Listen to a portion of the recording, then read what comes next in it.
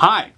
I've never looked forward to making a video as much as I've looked forward to making this one. And I have to admit, this video is not actually about the first overall pick. There's some relation in there, I guess. I have been keeping a secret from you, and as someone who talks for a living, that's not an easy thing to do. And this is something I've been looking forward to for a very long time, something I've wanted for a very long time. Both my wife and I have wanted for a very long time. And I'm so happy to tell you about the next chapter of our lives. By now you probably think I'm gonna announce my wife is pregnant or something, and no, my wife's not pregnant.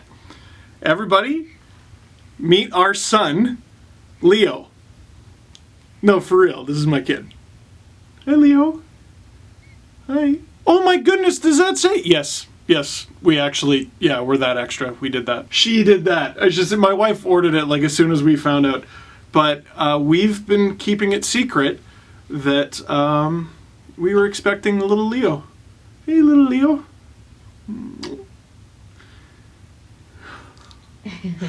I'm so happy. Leo was born yesterday, Monday, June 22nd at 6:26 a.m. He's a early riser. And I don't know what he likes yet. He likes his hat. He likes his pacifier.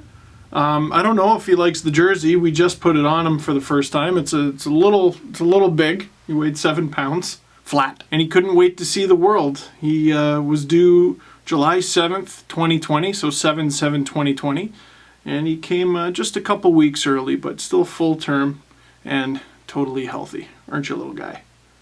Yeah. Now you probably have a lot of questions. You don't want it anymore? No? Maybe not? Here. You didn't want it anymore. You probably have a lot of questions like, why did you keep this a secret for over 9 months? And I think you deserve some answers. But I'm going to give Leo back to his mom so I can do that. It's going to be easier without holding the baby. Say bye, Leo. Bye-bye. Say bye. So you don't talk yet? Who's your favorite team? Said Elise. You might be thinking, oh, he was 1 day away from being born on Father's Day, when you should be thinking, oh, he was 1 day away from being born on Felix Potvin's birthday.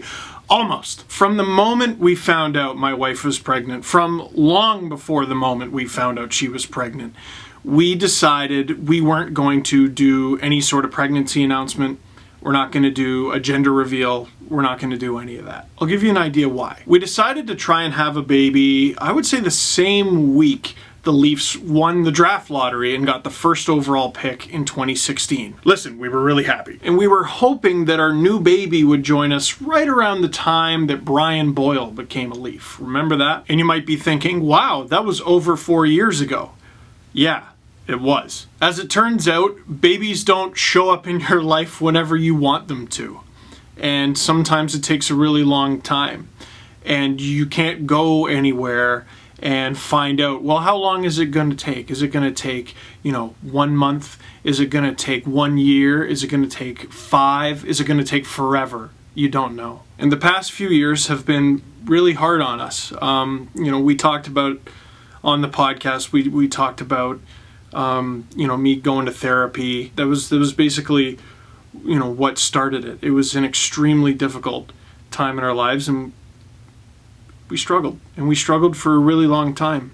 And sometimes it got easier, and sometimes it got harder, and sometimes it was really, really difficult. And I'm at that age, I've been at that age for a while, where like, oh, when are you getting married? Quickly turns into, so when are you having kids? Usually on the wedding day is when it changes to that. And the question is easy to brush off when you're like, I don't know. I don't know when we're having a kid.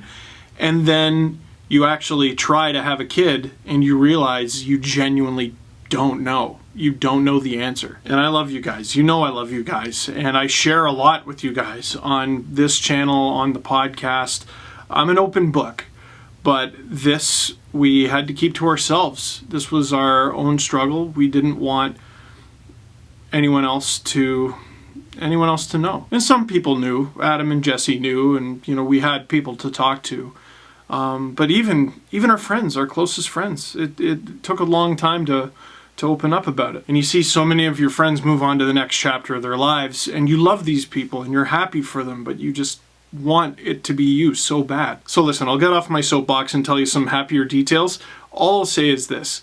If you've ever been like, so when are you having kids? Or are you thinking about having kids? You don't need to feel bad about it. You just need to stop doing it. That's all. That's all. Just stop. What you're basically doing is walking up to a person or a couple in probably a crowded place and basically just going, so you banging? Leave it, okay? They'll tell you, don't worry. So, like I said, from the time the Leafs won the draft lottery, won the first overall pick in 2016, until October 2019, we were wondering when. When we finally found out, I've never celebrated a Leaf goal like that. I've never. And I somehow, after finding out the happiest, most euphoric news of my entire life, had to then go down to Sportsnet later that night. We did an episode of ice surfing, and I dressed up like Harry Potter because it was the Halloween episode. And again, it was just disappointment after disappointment for so long that you just get used to accepting failure. And before the first ultrasound, I was terrified. And you see the little peanut on the screen, and I burst into tears again because, oh my God, oh, wow, there it is. There it is. Then the 12-week ultrasound happens. It's a really important ultrasound. And after that, that's when we start telling our family and our friends what's going on. And as fate would have it, that happened to be on the day of the Leafs' next generation game, that crazy 8-6 game against the Carolina Hurricanes. And a few of our friends came over with their babies, and by the way, this is back when you could actually do that sort of thing. A few of our friends came over, and I'm like, like just having to silently freak out while this redonkulous game goes on. And I'm just like, how am I gonna be a father? My wife's gonna be talking to her friends like, ugh, he was up all night screaming. Her friend's like, yeah, well, they do that. I'm talking about my husband. And for the longest while, it was just joy. It was so hard to keep that a secret. Oh my God. On the podcast a couple times, I had to ask, like, maybe delete that last clip because I thought there was like a little too much leading on. The closest it came to the secret getting blown, there was a live streamed watch party on Sportsnet's YouTube channel. It was me, Dave Amber, and Carolyn Cameron, and it's the game between Team North America and Team Sweden. If you go there and you go to the 53-minute mark, just before Justin Bourne comes on, you'll see all our minds explode all at once. Because Bourne had just had a kid of his own, so he's tired and delirious. I've had a kid for exactly one night, and I get it. And he basically just goes, so, hey, Dangle, when are you guys due again? And all three of him, Dave Amber, and Carolyn Cameron know. And you see all four of our brains go all at once. And poor Bourne, right away, you can see on his face like, oh, I've made an egregious error. Nobody seemed to pick up on it, so the secret was safe. And then throughout this whole process, well, why were we doing watch parties? Because of COVID. COVID-19 happened. And, hey, you ever tried having your firstborn kid during a global pandemic?